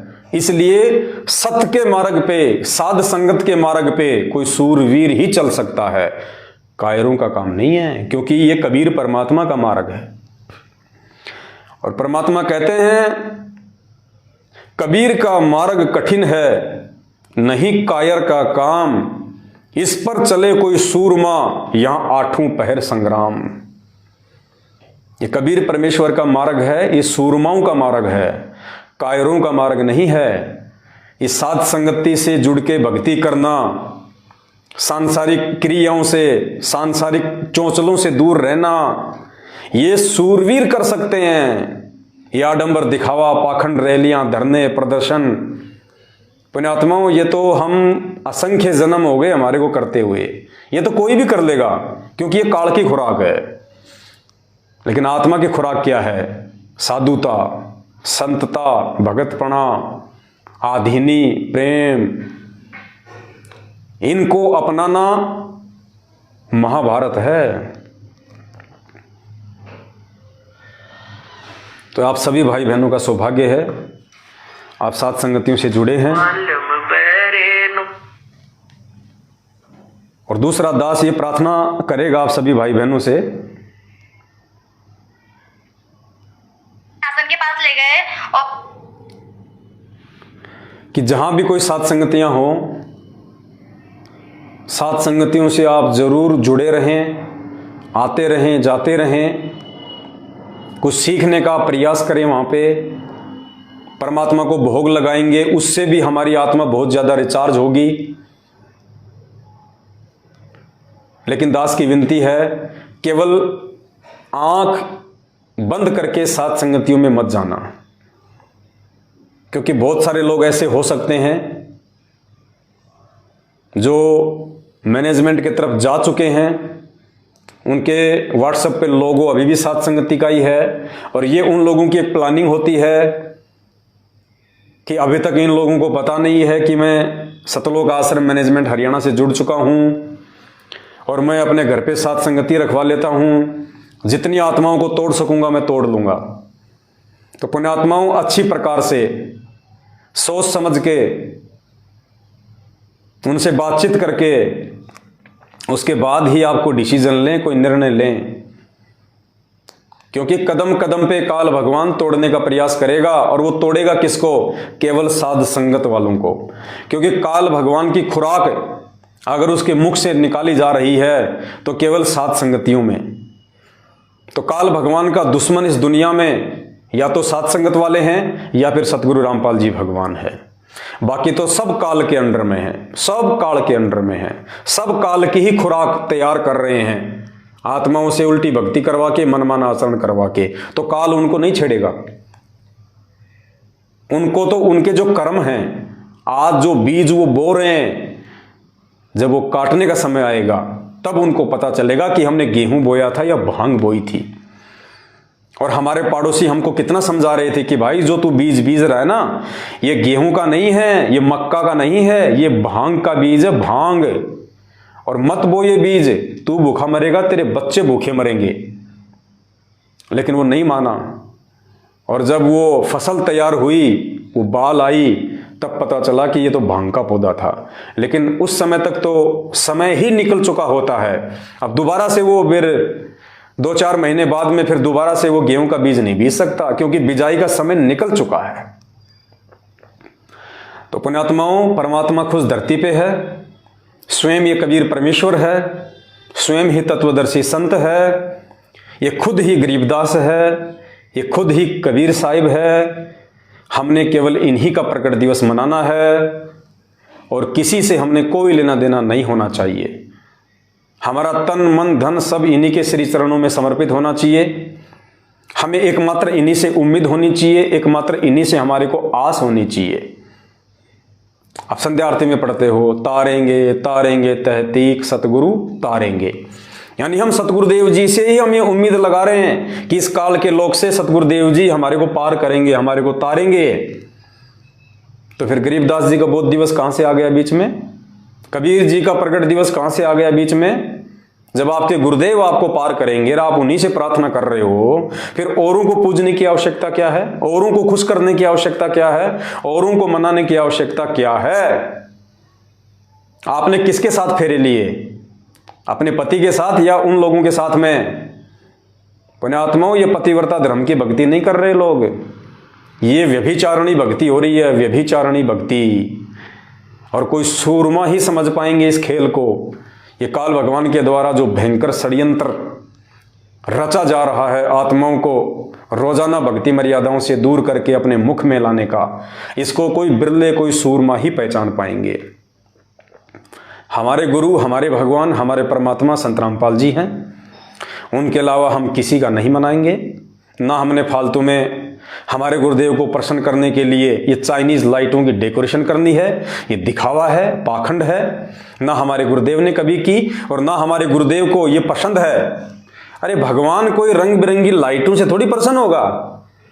रंग बिरंगी लाइटों से तो दुनिया भर के जीव प्रसन्न हो सकते हैं कि यार बहुत अच्छा आश्रम है यार, ठीक है यार, यहां तो आनंद सा आता है, ठीक है। तो दुनिया को हम आकर्षित कर सकते हैं, लेकिन भगवान लाइटों से आकर्षित नहीं होता, चाइनीज लाइटों से। भगवान आकर्षित होगा, भगवान प्रसन्न होगा उसकी मर्यादाओं में रह के भक्ति करने से। हमारे अंदर साधुता के लक्षण आने चाहिए, भगत के लक्षण आने चाहिए, दास के लक्षण आने चाहिए। मर्यादा में रह के हम भक्ति करेंगे, तब हमें परमात्मा प्रसन्न करेगा, चाहेगा। और तब सतगुरु की एक विशेष मेहर ऑटोमेटिक उस भगत के पास पहुंच जाएगी। एक मेहर निकलती है परमात्मा के अंदर से। गुरुदेव ने बताया सत्संग में कि जब तक तुम्हें वो मेहर नहीं मिलेगी, बात नहीं बनेगी। और मेहर कब मिलेगी? जब हम गुरुदेव के दिखाए रास्ते पे चलेंगे। तो ये स्वयं परमात्मा इस धरती पे आए हुए हैं।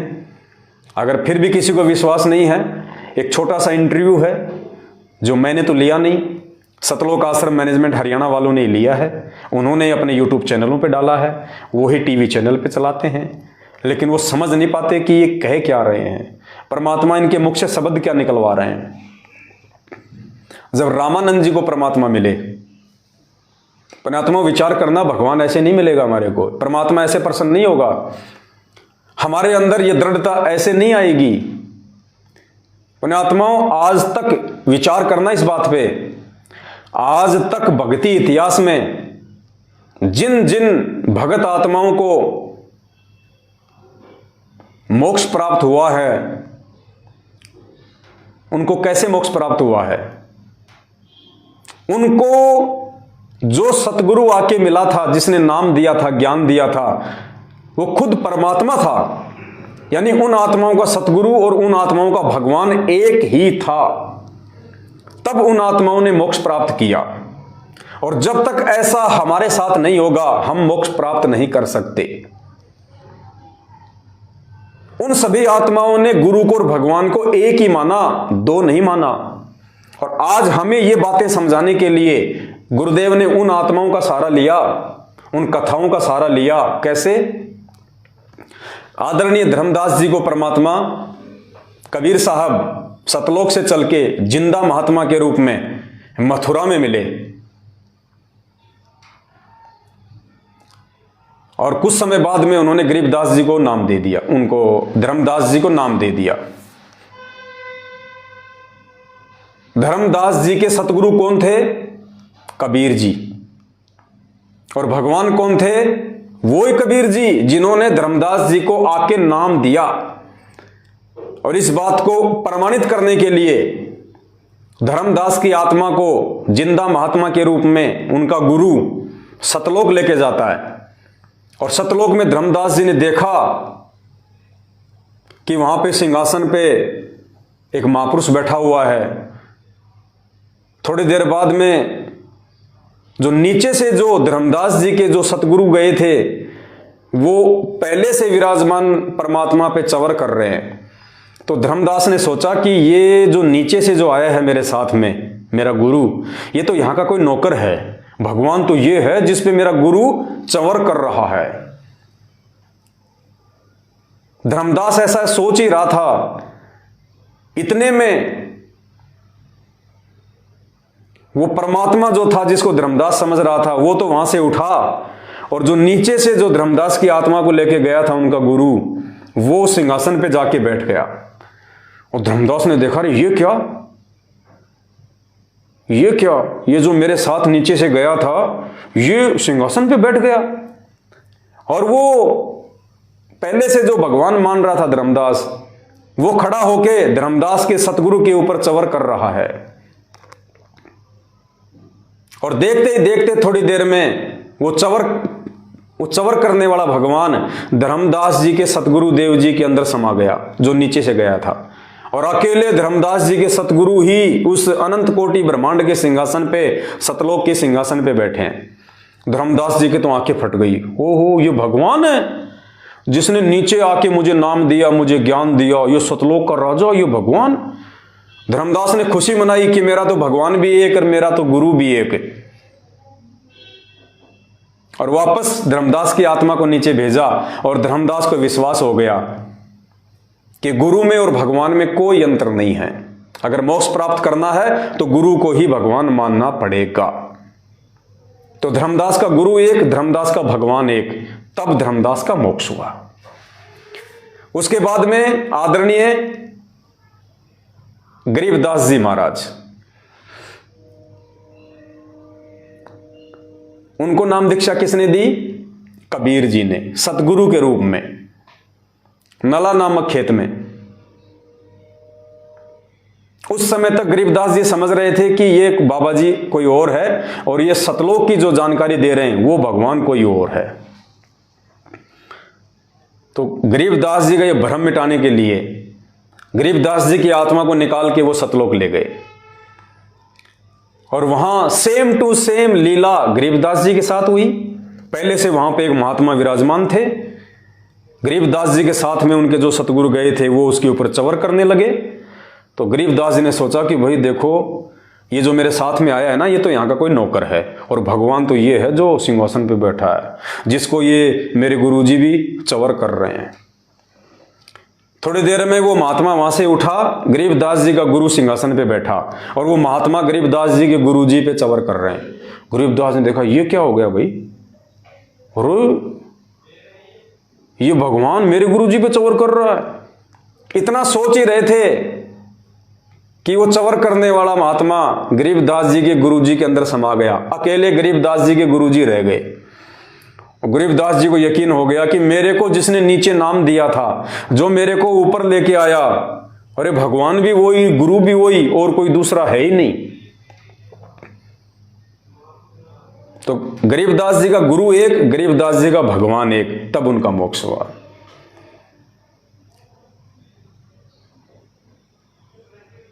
दादू जी को परमात्मा मिले, सतगुरु रूप में आके नाम दिया, फिर उनकी आत्मा को सतलोक ले गए। उनके साथ भी सेम रिहर्सल हुई।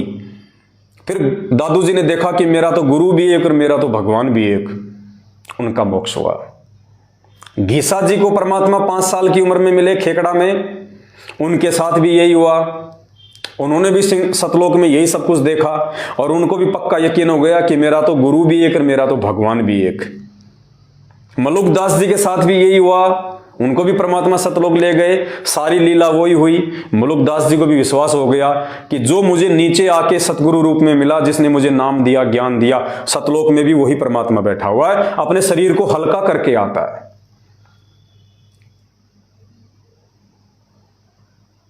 650 साल पहले काशी में पंडित रामानंद जी के साथ में भी परमात्मा ने यही किया। नीचे से उनकी आत्मा को ले गए, सारे ब्रह्मांड दिखाए, सतलोक में ले गए और सतलोक में सेम टू सेम यही लीला हुई। और नीचे जब उनकी आत्मा को छोड़ा तो 5 वर्ष के रूप में वही परमात्मा सामने खड़ा है जो सतलोक के सिंहासन पे बैठा था। तो रामानंद जी को पक्का यकीन हो गया और रामानंद जी ने क्या कहा, दहू ठोर है एक तू, दहू ठोर है एक तू, कि परमात्मा दोनों जगह, ठोर मानी जगह और दहू मानी दो, दोनों जगह आप ही हो। दहू ठोर है एक तू और भया एक से दोए, और गरीबदास हम कारणे तुम आए हो मगजोए, कि परमात्मा सतलोक में भी आप और नीचे भी आप ही हो, दोनों जगह पे आप ही हो। और हमारे लिए, हमें काल के जाल से बाहर निकालने के लिए आपने अपना यह रूप धारण किया है। तो पुण्यात्माओं, आज से पहले जिन जिन संतों का, महात्माओं का परमात्मा हमें उदाहरण देते हैं, जिनको परमात्मा ने सतलोक दिखाया, और सतलोक देखने के बाद में उन पुण्यात्माओं ने विचार किया कि भगवान भी वही और गुरु भी वही। और उन आत्माओं का मोक्ष क्यों हुआ? क्योंकि जिस सतगुरु ने उनको नाम दिया था वो खुद ही भगवान था। और दूसरा, उन आत्माओं ने भगवान देखा ही नहीं फिर अपने गुरु के अलावा, क्योंकि जब अपनी आंखों से सब कुछ देख लिया उन्होंने, उसके बाद उनके मन में किसी दूसरे के लिए जगह नहीं थी, किसी के लिए जगह नहीं थी। अरे कहानी तो उनको भी सुनाया करते थे गुरुजी। क्या धर्मदास जी को उन्होंने द्वापर में अपनी कथा नहीं सुनाई कि द्वापर में धर्मदास वो परमात्मा करुणा में ऋषि के रूप में आया था, त्रेता में वो परमात्मा मुनिंद्र ऋषि के रूप में आया था, और धर्मदास सतयुग में वो परमात्मा सत्सुकृत उनके नाम से आया था, और भाई इस कलयुग में मेरे को भेज दिया। अपने आप को छुपाया करते थे। क्या धर्मदास को उन्होंने कथा नहीं सुनाई? क्या दादू जी को उन्होंने कथा नहीं सुनाई? सबको सुनाई। लेकिन उन आत्माओं का मोक्ष कब हुआ? जब उन्होंने गुरु और भगवान को एक मान लिया। तो पुण्यात्माओं, आज यदि हम गुरु और भगवान को एक नहीं मानेंगे तो हमारा मोक्ष कैसे हो जाएगा? इम्पॉसिबल, हो ही नहीं सकता। जब तक हम उन महापुरुषों की तरह अपना व्यवहार, अपना आचरण, अपना पतिव्रता धर्म को नहीं संभालेंगे, जब तक हम गुरु और भगवान को एक नहीं मान लेंगे। अब आज 8 सितंबर को तो ये लोग गुरु जी का जन्मदिन मनाते हैं, और अब जून के महीने में दाढ़ी मूंछ वाली फोटो को भगवान मान के उसका प्रकट दिवस मनाते हैं। अरे दो तो छोड़ो, गरीबदास जी को और घुसेड़ दिया बीच में, 3 भगवान हो गए, 3।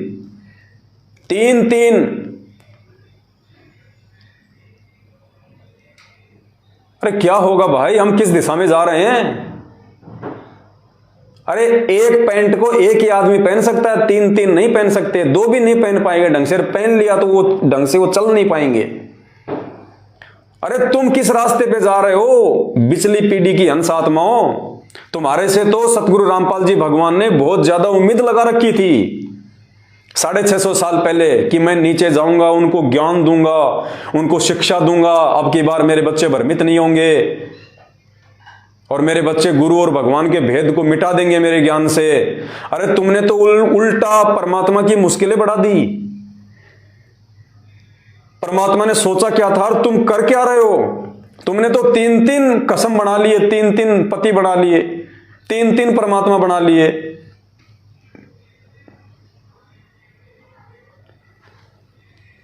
पुण्यात्माओं, अब आपको बताते हैं कि वो परमात्मा एक है या दो है, मुझे कभी और वो परमात्मा खुद नहीं बताएगा। आज ये बात आज सतगुरु रामपाल जी भगवान वैसा ही बताएंगे जैसा वो पहले वाली आत्माओं को बताया करते थे।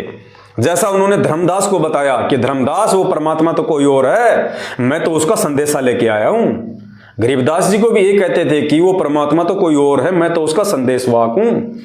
आज भी यही कह रहे हैं कि वो कबीर परमात्मा तो कोई और है, मैं तो उसका दास हूं, उसका संदेशवाहक हूं। लेकिन अपनी आत्माओं के माध्यम से परमात्मा संकेत भी करवा रहे हैं, हमारी आंखें भी खोल रहे हैं कि मैं उसका दास हूं या फिर ये पूरी दुनिया मेरी दास है। अब जो जो घटना उन पहले वाले महापुरुषों के साथ में घटी, जो सतलोक गए, अपनी आंखों से देखा कि सतलोक के सिंहासन पे केवल अंत में वो एक ही परमात्मा रह गया, वो घटना परमात्मा ने इस आत्मा को भी दिखाया।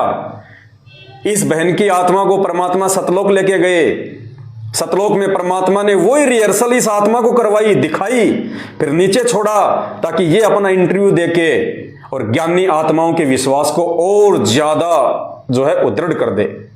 तो पुण्यात्माओं, ये विश्वास परमेश्वर साथ संगत से जुड़ी हुई आत्माओं का दृढ़ करवाने के लिए इस प्रकार के इंटरव्यू दिलवाते हैं। वरना जिसने इंटरव्यू दिया उसको भी नहीं पता कि मैं क्या बोल रही हूं। और जो लाखों लोग उन टीवी चैनलों पे इंटरव्यू सुनते हैं लेकिन मनमान आचरण कर रहे हैं, उनको नहीं पता कि बहन क्या बोल रही है, क्या शिक्षा दे रही है।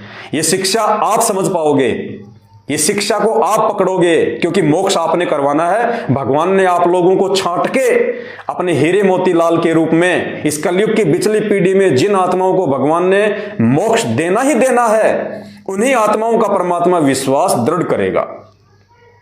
तो सुनना, ये बहन क्या कह रही है, गुरु और भगवान अलग अलग होते हैं या फिर एक ही होते हैं? सतगुरु रामपाल जी भगवान खुद कबीर परमेश्वर है या कबीर जी का भेजा हुआ दास है? रामपाल जी महाराज जी ने मुझे कबीर साहिब जी के सिंहासन के पास ले गए और वहां पर बंदी जो गुरु रामपाल जी महाराज जी कबीर साहिब के सिंहासन के साइड में खड़े हो गए और मैं उनके सामने। अच्छा, बहन को लेके कौन गया? संत रामपाल जी भगवान इनकी आत्मा को सतलोक के सिंहासन पे लेके गए। जैसे गरीबदास जी का गुरु लेके गया था, धर्मदास जी का गुरु लेके गया था, मलुकदास जी का गुरु लेके गया था, ऐसे इस बहन को भी इसका गुरु लेके गया संत रामपाल जी भगवान। और क्या दिखाया? कबीर साहिब के सामने खड़ी थी। रामपाल जी महाराज जी ने मुझे कबीर साहिब जी के सिंहासन के पास ले गए और वहां पर बंदी जो गुरु रामपाल जी महाराज जी कबीर साहिब के सिंहासन के साइड में खड़े हो गए और मैं उनके सामने कबीर साहिब के सामने खड़ी थी। तो क्या हुआ, देखते ही देखते क्या हुआ कि बंदी छोड़ सतगुरु रामपाल जी महाराज कबीर साहिब के शरीर में समा गए और फिर अकेले कबीर परमात्मा रह गए। फिर कबीर परमात्मा का शरीर बंदी छोड़ सतगुरु रामपाल जी महाराज जी के रूप में चेंज हो गया। फिर बंदी छोड़ सतगुरु रामपाल जी महाराज जी कबीर साहिब के रूप में चेंज हो गए। फिर तब मुझे वहां पर समझ आया कि जो बंदी छोड़ सतगुरु रामपाल जी महाराज जी हमारे बीच यहाँ धरती पर रह रहे हैं, यही खुद कबीर परमात्मा है और यही भगवान है जिसे मैं बचपन से तलाश रही। अपने आत्मा, मैं तो नहीं कह रहा ये, मैंने तो इंटरव्यू नहीं दिया, ना मैंने इंटरव्यू लिया। इंटरव्यू देने वाले सतलोक आश्रम मैनेजमेंट हरियाणा से जुड़े हुए हैं, इंटरव्यू लेने वाले सतलोक आश्रम मैनेजमेंट हरियाणा वाले हैं। मैं तो आप लोगों को दिखा रहा हूं कि भगवान की पहचान कर लो, सतगुरु को पहचान लो, इसे परमात्मा का कोई दास समझ के भूल मत करना। ये खुद साक्षात धरती पे परमेश्वर उतरे हुए हैं। और एकमात्र इन्हीं की पूजा करने से, इन्हीं का प्रकट दिवस मनाने से, इन्हीं के आगे भोग लगाने से, इन्हीं के बताए अनुसार भक्ति विधि करने से हमारा मोक्ष होगा। गरीबदास जी की शोभा यात्रा निकालने से, संत रामपाल जी का बोध दिवस मनाने से, कबीर जी दाढ़ी मूंछ वाले का प्रकट दिवस मनाने से और लड्डू जलेबी के चक्कर में धक्के खाने से मोक्ष कभी जिंदगी में नहीं होगा। अपना इतना बड़ा बिगाड़ कर लोगे, इतना बड़ा बिगाड़ कर लोगे, दोबारा इसकी भरपाई नहीं हो पाएगी। ये एक बार समय हाथ से निकल गया, काल भगवान साइड में गधा बना के छोड़ देगा, फिर कोई लेना देना नहीं है। तो दास की तो हाथ जोड़ के विनती है आप सभी भाई बहनों से,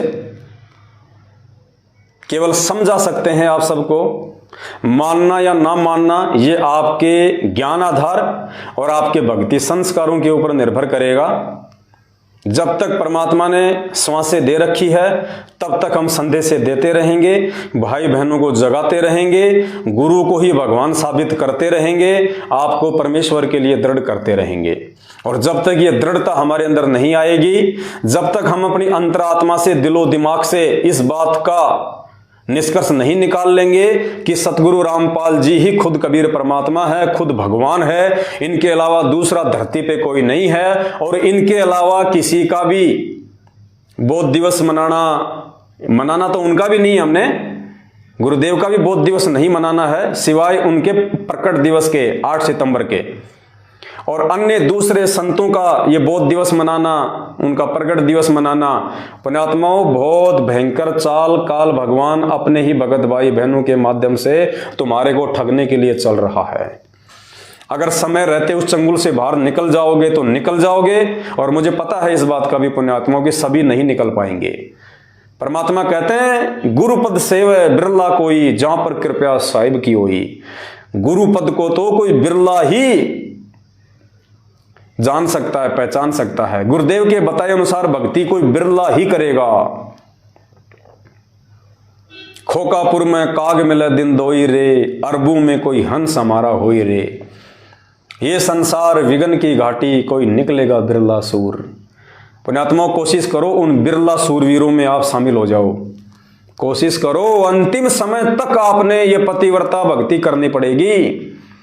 गुरु के अलावा कोई दूसरा भगवान है, दिलो दिमाग से इस बात को डिलीट कर देना और साध संगति से जुड़े रहना। साध संगति से हटे, काल भगवान कहां जाके पटकेगा समझ में भी नहीं आएगा। और ये परमात्मा इतनी जल्दी हिसार जेल से बाहर नहीं आने वाला, तांडव मचेगा तांडव। और ये जितने भी लोग साध संगति रूपी हाथी से नीचे उतर के गए, इनके तो कहीं अते पते भी दिखाई नहीं देंगे आपको, अते पते भी क्या होते हैं। सौभाग्य यदि कोई रो पीट के वापस आ गया तो साथ संगति में, अन्यथा ये वहां नहीं टिकने वाले, क्योंकि वहां पे आत्मा की खुराक नहीं है। और इन लोगों को आत्मा की खुराक खाने का जो चस्का है वो लग चुका है, ये लोग वहां पे नहीं टिक सकते।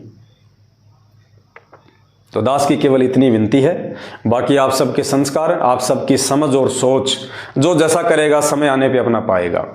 हम 15 फरवरी 2023 से रात्रि 8:30 बजे अपना Facebook page Pawan Das is live, सभी भाई बहन इसको फॉलो कर लें, इसको लाइक कर लें, ज़्यादा से ज़्यादा इसको शेयर करें। इसी फेसबुक पेज के ऊपर हम लाइव आएंगे और परमात्मा की महिमा किया करेंगे। और बीच में जहां जहां भी आपको साथ संगतियों में जाने का मौका मिले, सोच समझ के, आंखें खोल के, सामने वाला भगत है या नहीं है, या काल भगवान की प्रेरणा से कोई चाल चल रहा है। और जहां भी साथ संगति में जाओ, मैं पहले कह रहा हूं आपको, अगर आपको वहां पे साथ संगतियों के अनुसार नियम मर्यादा भक्ति दिखाई दे तो रुकना है, नहीं तो चाहे आपको रात को ही अपना थैला उठा के क्यों ना आना पड़े।